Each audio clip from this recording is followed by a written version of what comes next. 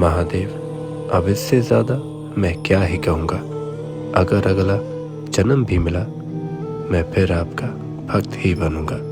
एक जन्म काफ़ी नहीं आपको चाहने के लिए। 40वां अध्याय। शिव जी द्वारा शंखचूड़ वध। संत कुमार जी बोले, तब अपनी सेना के इस भीषण संहार को देखकर उस दानव ने बड़ा क्रोध किया और उसने महादेव पर अनेकों अस्त्र का प्रहार भी किया। मेघवत बाण बरसाने लगा, फिर अदृश्य हो माया से भय दिखाने लगा, जिससे देवताओं में से कोई भी ना समझ सका। परंतु उसकी कुछ भी परवाह ना कर शंकर जी उस पर अपने दिव्य प्रहार करने लगे।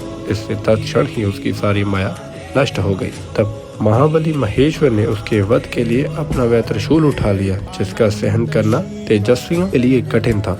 फिर तो उसी समय आकाशवाणी हुई कि हे महेश्वर, अभी इस त्रिशूल को इस पर मत चलाइए। आप जैसे समर्थ के लिए शंखचूड़ को मारना क्या कठिन है। फिर इस प्रतापी अस्त्र को इस पर क्यों चला रहे हो। आप वेद मर्यादा का नाश न करें।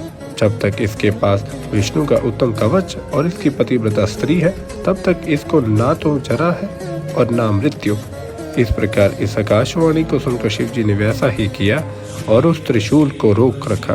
फिर तो शिव जी की इच्छा से श्री विष्णु वहां आए और उन्होंने वृद्ध ब्राह्मण का वेश धारण कर शंखचूड़ से भेंट कर भिक्षा मांगी। शंखचूड़ ने पूछा, क्या चाहिए। इस पर वृद्ध ने कहा, मैं इस प्रकार नहीं मांगूंगा, पहले आप प्रतिज्ञा कीजिए। शंखचूड़ ने प्रतिज्ञा की। ब्राह्मण ने कहा, मैं आपका कवच चाहता हूँ। दानवराज ने प्राणों से भी प्यारा कवच ब्राह्मण को दे दिया। हरि ने माया से शंखचूड़ का कवच ले लिया।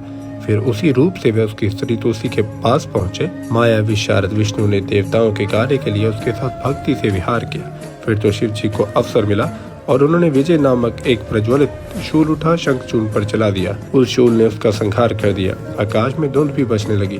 गंधर्व, किन्नर, गाने और अप्सराएं नृत्य करने लगी। शिव जी के ऊपर फूलों की वर्षा हुई और मुनिगण शिव जी की प्रशंसा करने लगे।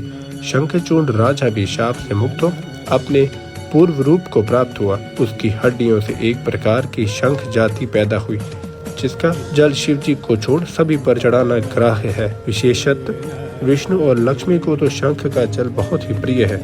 पश्चात उमा सहित नंदीश्वर पर चढ़कर स्कंद और गणों सहित शिव जी अपने लोक को गए और अंत में देवता भी स्वस्थता को प्राप्त हुए। शंकर का यह सुखदायक चरित्र सब दुखों को हरने वाला, लक्ष्मी देने वाला और सब कामनाओं को पूर्ण करने वाला है।